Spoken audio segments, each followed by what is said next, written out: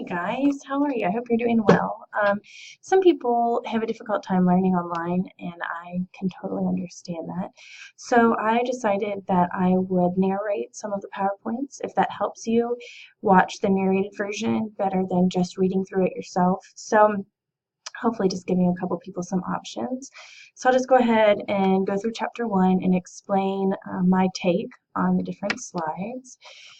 First of all, the main part about this slide is that there's really no single theory in terms of normal, and I think I touched on that last week maybe, but sometimes when we talk about things in society, we compare students with disabilities to normal people. So you might say a normal adult works, but my son doesn't because he has Down syndrome. The truth is that there's no normal. What's normal for one person might not be normal for another. So, some people it's normal to have dinner every night. Other people it's not. Around the dinner table is what I mean. So when we compare students, we sort of compare them to their typically developing peers, so that we're comparing them to somebody who's typically developing at that age. We also need to always look at the positive aspects of a person with a disability.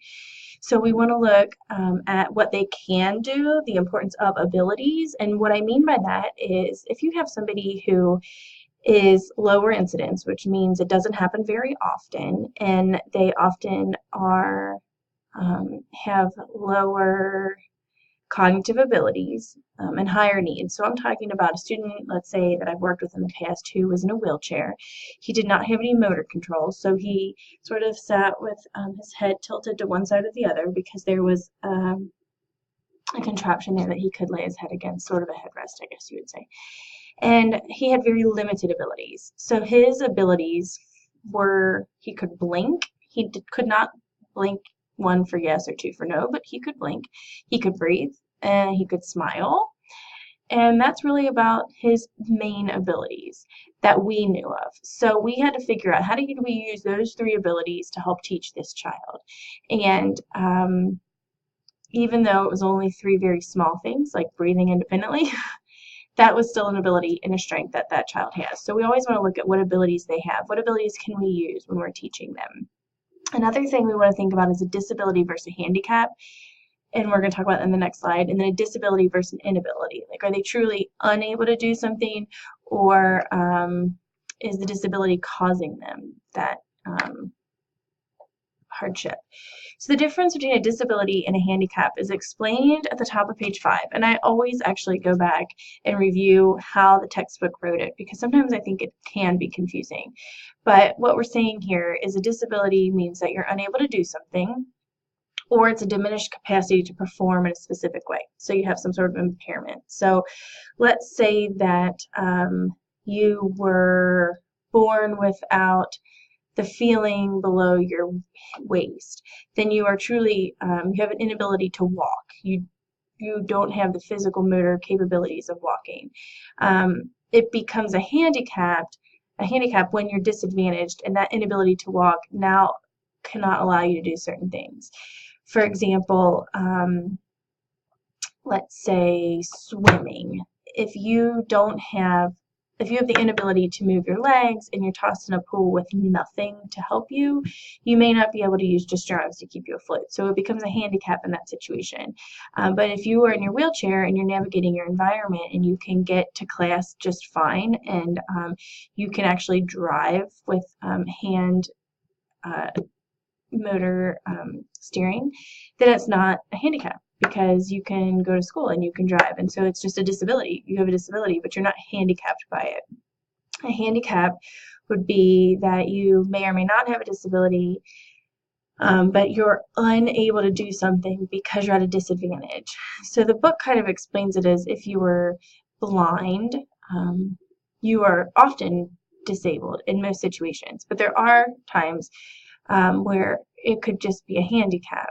And let me go back and read what they have written. So they say, whoops, that blindness is a disability that can be anything but a handicap in the dark. So if you're in the dark, the person who has sight is actually at a bigger disadvantage than somebody who is blind, because the person who is blind is used to being in the dark. So like on some of those reality shows, they'll have things where they put you in like a black box and you have to find certain objects. If a person was put in the black box, they could probably find it more quicker than somebody who is sighted in a black box, because they are used to not being able to see, and they have strategies to help them navigate their environment. So in that black box, somebody who is sighted actually has a handicap for somebody who is blind. So I know that concept is sort of difficult to understand. You can always go back and reread page 5 if you want. The whole idea is that our goal should be to confine the handicaps to the characteristics and circumstances that can't be changed. So we don't want to impose a further handicap upon a child. In our classroom, if we have somebody that's in a wheelchair, we want to make sure that we're arranging the desks in a way that the person in the wheelchair can navigate their environment. If we set up our classroom in a certain way that blocks that child to have access to certain things, then we're imposing a handicap that is unnecessary. So that's the basis of what the difference is there. The educational definition for exceptional learners is also something that you want to make sure that you are familiar with. So an exceptional learner are people who require special education if they're going to reach their full human potential. So we have to look at what sort of characteristics does that person demonstrate, and then do they need special education? So not everybody with a disability will qualify for special education, and I cannot say that enough. Just because you are disabled does not mean that you need special education. So let's go back to one of my earlier examples. If you were born without the feeling from your waist down, but cognitively you were born like your typically developing peers, then yes, your life might be more challenging physically, navigating your environment. You might be confined to a wheelchair, but cognitively in class, you are very similar to your typically developing peers. So it's more of a motor disability than it is anything else. And you might not necessarily need special education, because you can reach your full human potential in school just as everybody else can at your age. So you might need accommodations in terms of navigating the school environment. You might need to make sure that there's a elevator. You might need extra 5 minutes to transition between classes. There's things that you might need assistance with, but it might not need to be a special education teacher that's coming to your reading class, because you can read just fine. So just always think about that. Just because you have a disability does not mean that you need a special education teacher. You only need a special education teacher if your disability is causing you to have a deficit in some form of your educational career. So once again, not everybody with a disability needs special ed. It's only needed if it impairs something in the educational process. When we look at the prevalence of students with disabilities, the percentage of the population so prevalence stands for like how many people have this disability. And most of these chapters will talk about the prevalence of each disability. So prevalence of people who are blind is less than 1%. But overall, and when we look at the whole picture of people who have disabilities, about 8.5% of students in the United States receive special education services. Most of the people who get special education services fall between the ages of 6 and 17. And that is because that is the ages that they enter school.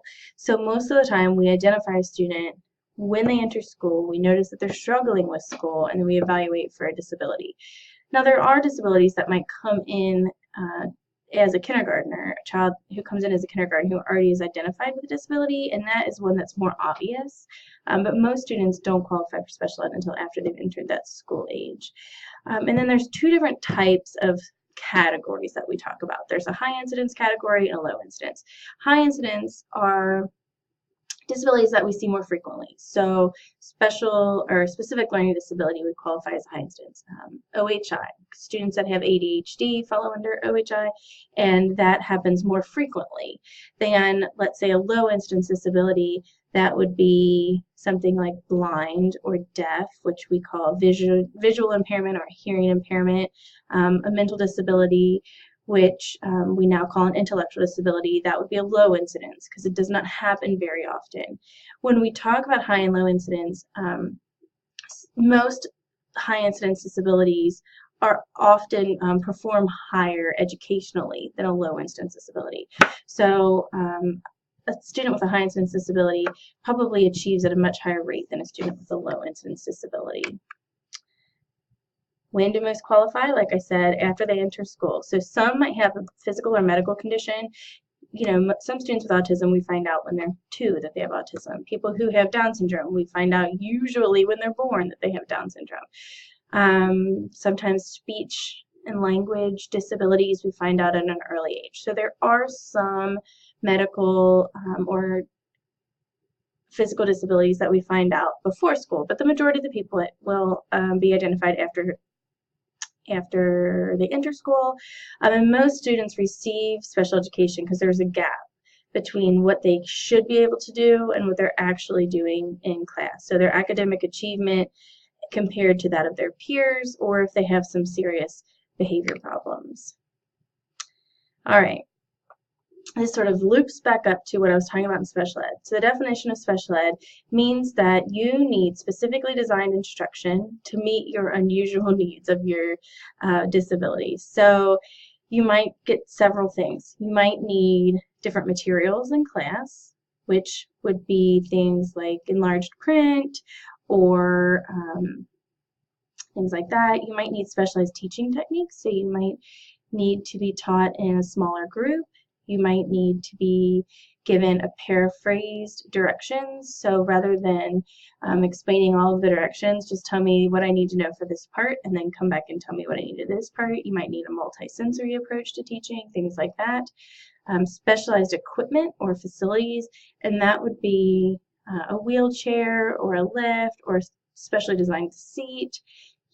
That would count for assistive technology, an audiobook, things like that. And then related services is something that you guys really need to know. Related services are all of the different people who might help you within school. So it could be an occupational therapist, a speech therapist, a physical therapist, a special bus. You might need to be on a special bus to and from school.